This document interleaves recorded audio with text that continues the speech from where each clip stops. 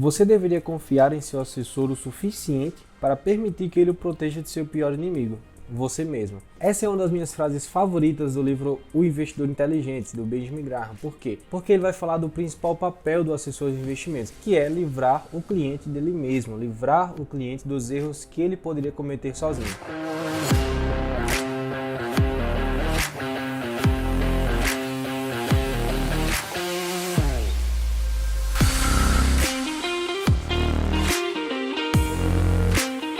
Eu sou o Lucas Cavalcante, sou sócio aqui do meu Manual de Mercado, no canal onde a gente vai tratar sobre mercado financeiro e sobre profissões dentro desse mercado, como assessor, analista, gestor. E se você está gostando desse vídeo, se inscreve aí no nosso canal, porque semanalmente vamos ter muito conteúdo bom para passar aqui para vocês. Nesse vídeo de hoje eu quero ensinar a você 3 dicas fundamentais ou 3 passos para você se tornar um bom assessor de investimentos nos moldes de Benjamin Graham no Investidor Inteligente. O primeiro passo para ser um bom assessor de investimentos é alinhar todas as expectativas dos seus clientes. Quando você vai atender o cliente pela primeira vez, é muito comum que o cliente chegue bem entusiasmado, chegue com bastante vontade de ganhar dinheiro, porque na maioria das vezes quando ele busca um assessor de investimentos é porque ele teve uma experiência dolorosa em outra casa de investimento, em outra assessoria, ou de repente investindo sozinho. Só que todo esse entusiasmo ele precisa em alguma medida ser freado, para que você não se contamine ou não se contagie com toda essa euforia e acabe colocando o seu investidor, o seu cliente, em operações um pouco mais arriscadas. Por exemplo, eu acho interessante você como assessor de investimentos, quando você está aqui ali naquelas primeiras conversas com o seu cliente, fazer perguntas para poder destravar o que está por trás da intenção do teu cliente. Em que sentido? Pergunta, por exemplo: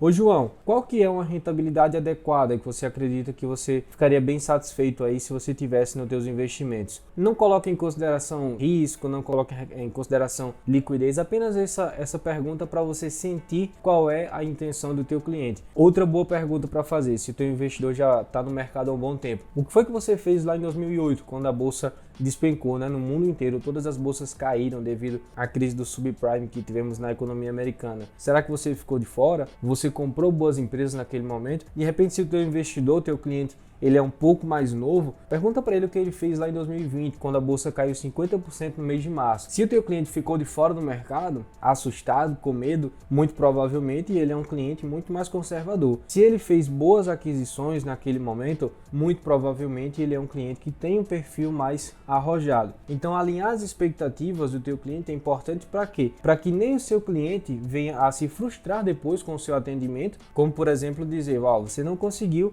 o retorno que a gente tinha esperado naquela nossa primeira conversa, naquele nosso papo inicial ali. Nem também você venha querer tomar decisões ou posturas de investimento que possam colocar o capital do teu cliente num risco maior do que ele tolera. Já partindo para o segundo passo, a segunda dica é: trace uma política de investimentos. Toda essa conversa inicial que você tem com seu cliente, ela serve para que você possa traçar um perfil. Ou seja, você vai fazer aquelas perguntas para que você possa montar uma imagem do seu cliente na sua mente. E essa imagem ela vai ser utilizada para que você possa fomentar ou que você possa criar uma estratégia de investimentos. Essa política de investimentos ela serve como uma espécie de manual, onde você vai ter ali uma seleção de ativos, o que a gente costuma chamar de asset allocation, ou seja, você vai selecionar quais ativos vão compor a carteira daquele teu cliente para que você possa de fato buscar tanto a rentabilidade quanto o risco que o teu cliente tolera. Então, por exemplo, quando você encontra ali um cliente que tem um perfil mais arrojado, como aquele cliente que aproveitou as promoções da bolsa em 2008,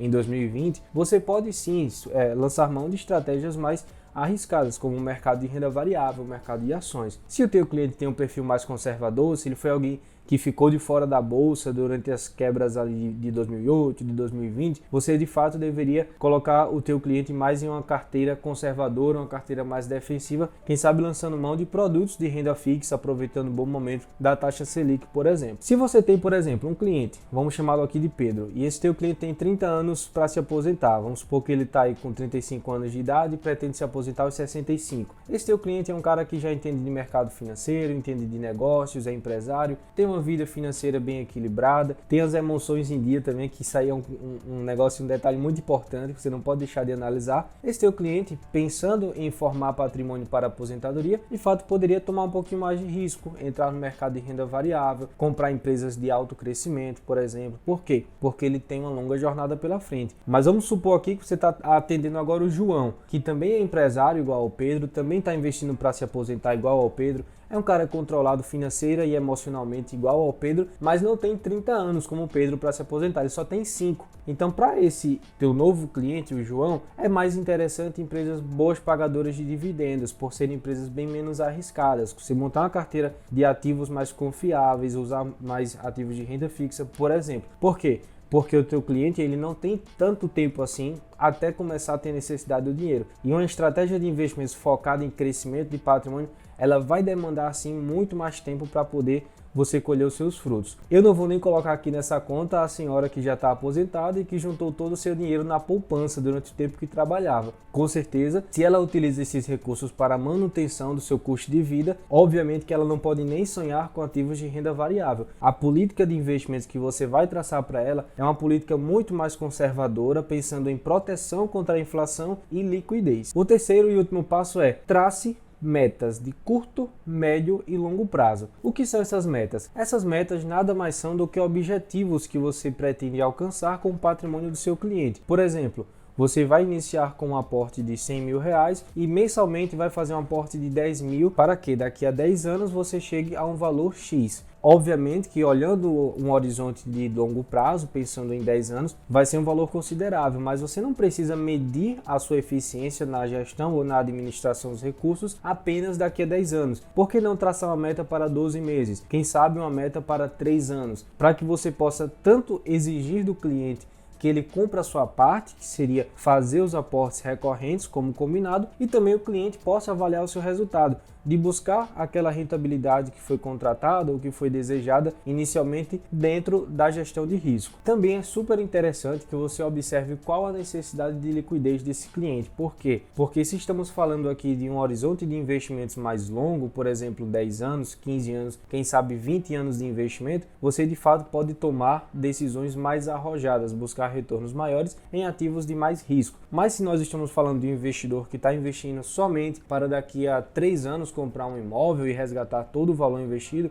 de fato, eu não recomendo você, eu não aconselharia que você utilizasse nenhum ativo de renda variável, porque vai sofrer flutuação do mercado. Também não recomendaria títulos de renda fixa que são marcados a mercado e com duration, com prazos mais longos, porque a depender da curva de juros você pode perder dinheiro também na renda fixa. Então, se atentar a essa questão da liquidez é super importante, tanto para que você possa cobrar do cliente que ele faça os aportes conforme o combinado e também avaliar sua estratégia de investimento se de fato está sendo bem sucedida e alcançando os retornos desejados. Resumindo, alinhar as expectativas dos seus clientes, criar uma política de investimentos adequada e traçar objetivos de curto, médio e longo prazo. Se você seguir esses passos, com certeza você vai ser um excelente assessor de investimentos, como o Benjamin Graham recomendou. Se você ficou até aqui, é porque você de fato gostou desse conteúdo. Ajuda a gente, deixa aí o seu like no vídeo, coloca nos comentários como foi sua experiência atendendo seus primeiros clientes ou sendo atendido pelos seus assessores, e também quero convidar você a se inscrever no nosso canal. Aqui nós estamos colocando semanalmente muito bons conteúdos para você que tanto trabalha no mercado financeiro como você que é investidor, que está entrando nesse mercado investindo seus recursos sozinho.